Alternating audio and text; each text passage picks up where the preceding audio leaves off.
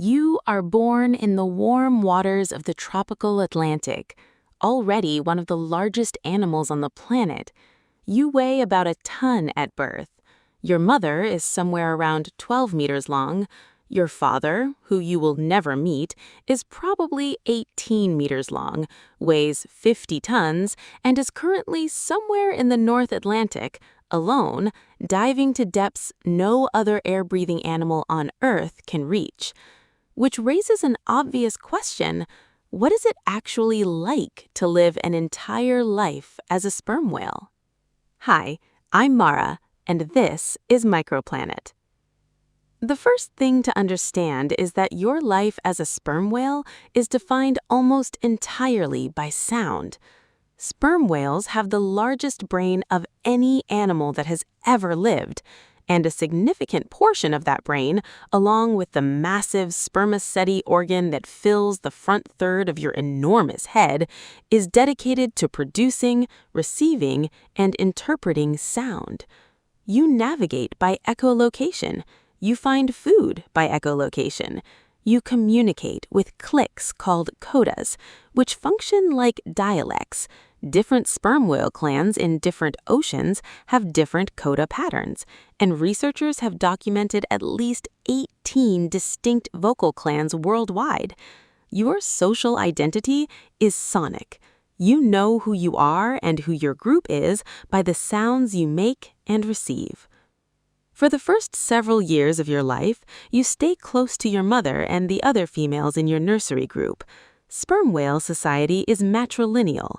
Females and their young live together in stable social units of around 12 individuals, while adult males live mostly alone, visiting only to mate. Your nursery group is your entire world. You nurse for 2 to 3 years, longer than almost any other cetacean. The females in your group take turns babysitting, a behavior researchers call alloparenting, and they will actively defend the group against orcas by forming a rosette pattern, heads together or tails together, protecting the calves at the center. When you are a female, this social world is essentially permanent. You will spend your entire life, which can reach 60 years, with variations of this same group in similar warm or temperate waters, never making the deep ocean migrations that males make. Your life is rich, social, and relatively shallow, rarely diving below 1,000 meters. If you are a male, everything changes in adolescence. Around 10, you begin to leave the nursery group. By 15, you are on your own, making your first tentative movements toward colder, deeper water. By 30, you may be diving to 2,000 meters or beyond, deeper than any other air-breathing animal on Earth is known to go reliably, hunting giant squid in complete darkness at pressures that would crush a submarine. You can hold your breath for up to 90 minutes. Your heart rate slows to 4 beats per minute during a dive.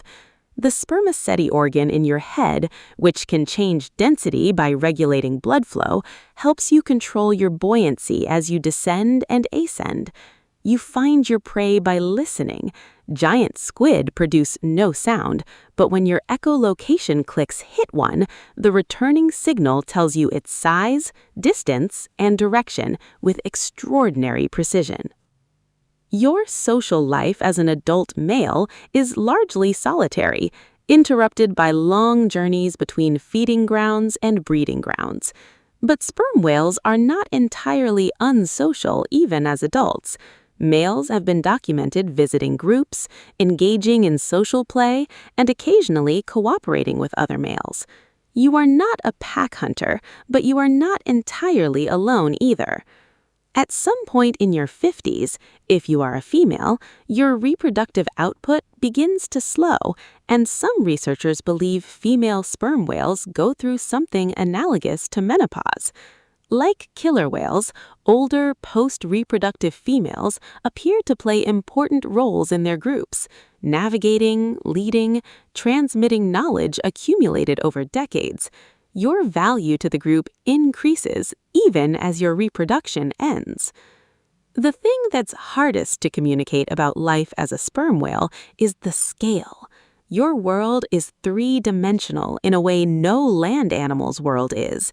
You move through an ocean that is 4,000 meters deep, across ranges that span entire ocean basins.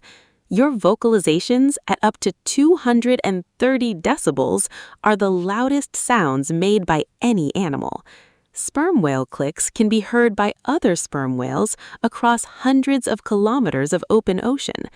When a group of sperm whales communicates in the deep, the sound is moving through an environment where it can travel thousands of kilometers, potentially reaching other groups, other clans, other oceans.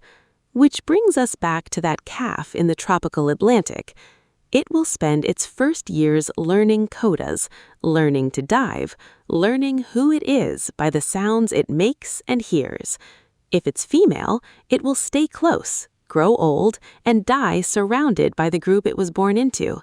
If it's male, it will eventually go deeper, go further, and go alone into one of the strangest and least understood environments on Earth.